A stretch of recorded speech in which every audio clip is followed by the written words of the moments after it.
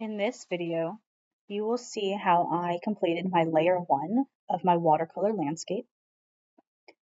We will be doing this entire project in layers.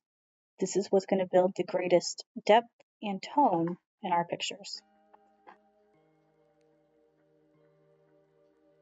I'm starting in my sky using a wet wash so that way I can get this paint evenly distributed.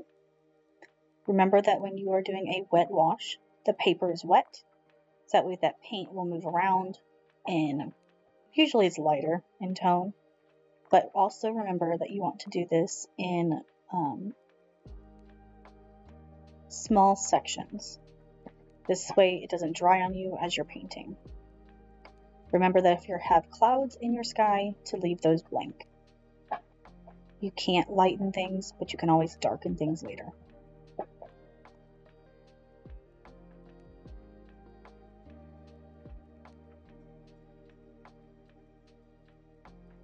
Throughout this project, you'll see that I have a very complicated watercolor set. But even with this complicated watercolors, I'm going to be mixing my own paint colors to get the right shade or tone. I'm using this paint palette to mix it in. Make sure you add water to get it to stick into the wells. I will zoom through this on other parts of this video, so just know that I will be mixing my own paint. You just won't see it.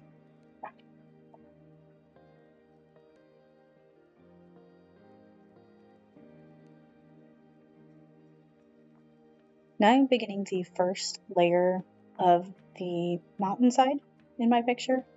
I'm using that variegated technique, so I'm kind of combining different colors to get the different shades and tones.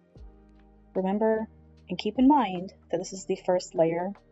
It does not have to be the darkest tones right now. You're going to build that up with every layer that comes after this. You're just getting a base coat is your first layer. Watch carefully. I like to use the feathering technique and a lot of different techniques combined because you can blend it out and fade it out so that way you don't have any harsh lines later.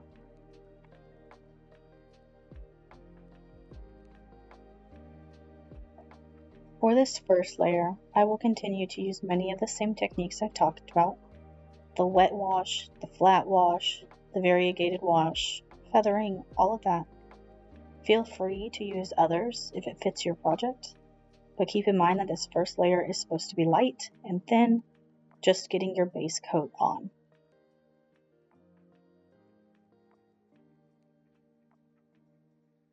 Remember that one of the most important parts about watercolor is having patience.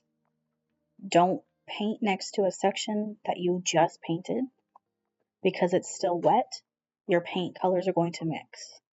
Now, unless that's the goal, you don't want that to happen. So paint in sections, skip around, let things dry before painting next to them.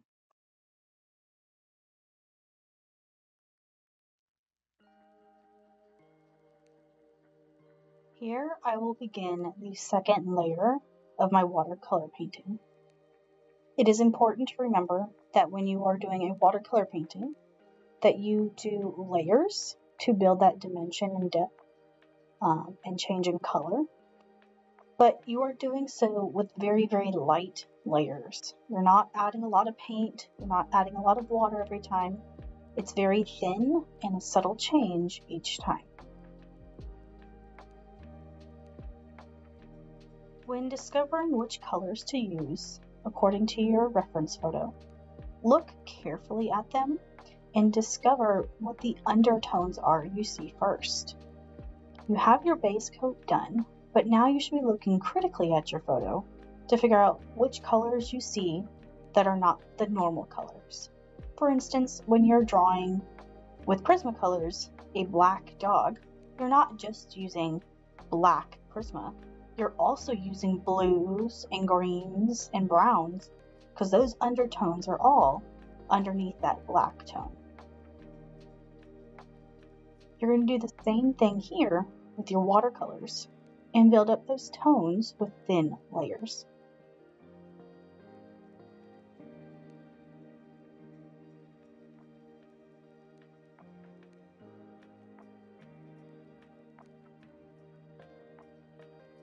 As I'm going through this, I am looking for those darker shadows, but I'm not darkening it to the complete darkness I see.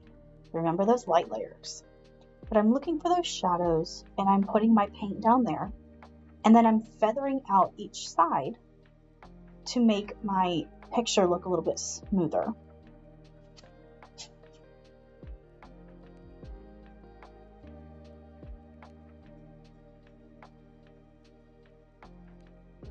Don't be afraid to exaggerate your color a bit. Here is the reference photo I was looking at. As you can see, the colors are not this bright, but I'm exaggerating those colors to make this a more interesting composition.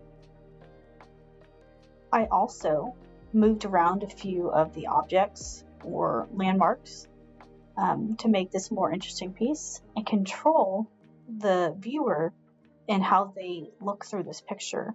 I wanted their eyes to kind of follow through that path and move between those two mountainsides.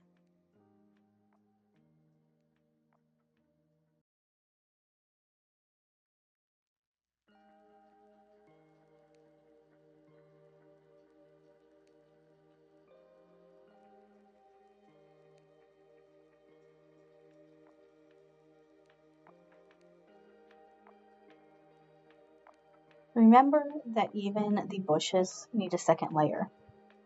As you do these second layers, you're now going to start adding more texture and detail with your darkening of those colors. Remember all those techniques we talked about and practiced beforehand? Things like the dry brush, where you can control and make precise lines or shapes. Lifting color, where you can remove the color a little bit with paper towel, or you can do it like with a sponge. You also have the option to use the salt texture, or even watercolor pencils if you're trying to do something with a lot of detail that's up close in your picture.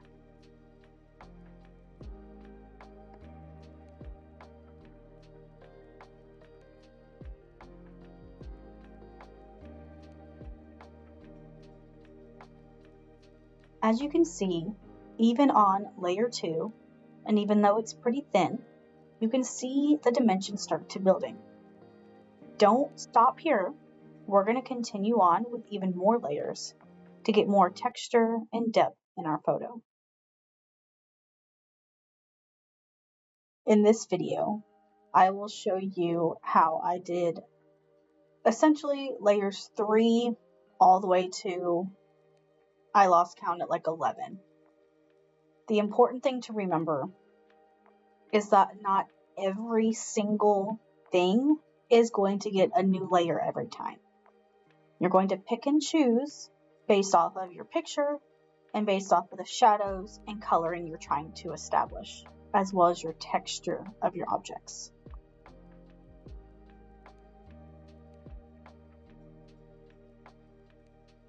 Back in the second layer, when I was doing the bushes or the grass, whatever you want to call those, I used the salt technique.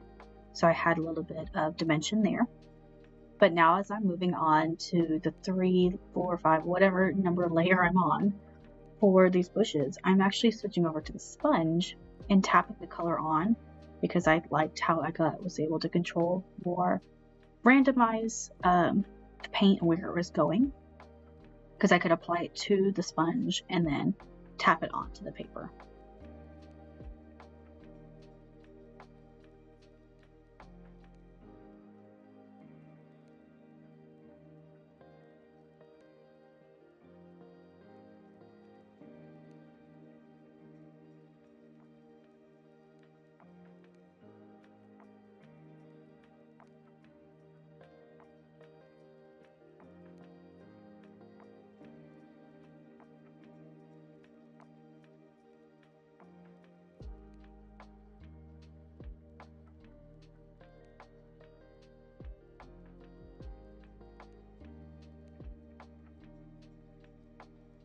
All those techniques that we practiced before we started this project can be used together, separate.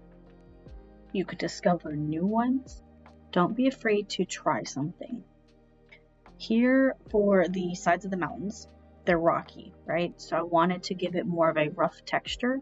So I'm applying this dark color, but I'm also going to go through and do a dry brush. So I barely have any water on my brush, it's just paint. And I'm just kind of like lightly gliding my brush over the top to give it a rough and bumpy texture.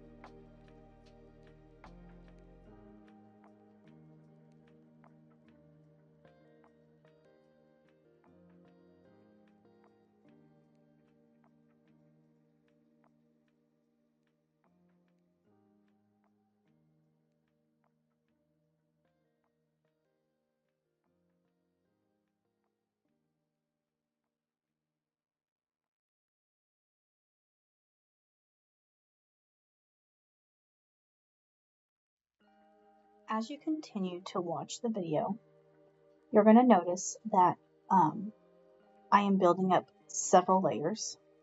Remember, it's drying in between. Not everything is getting several layers. This depends on the darkness and the tone and the texture.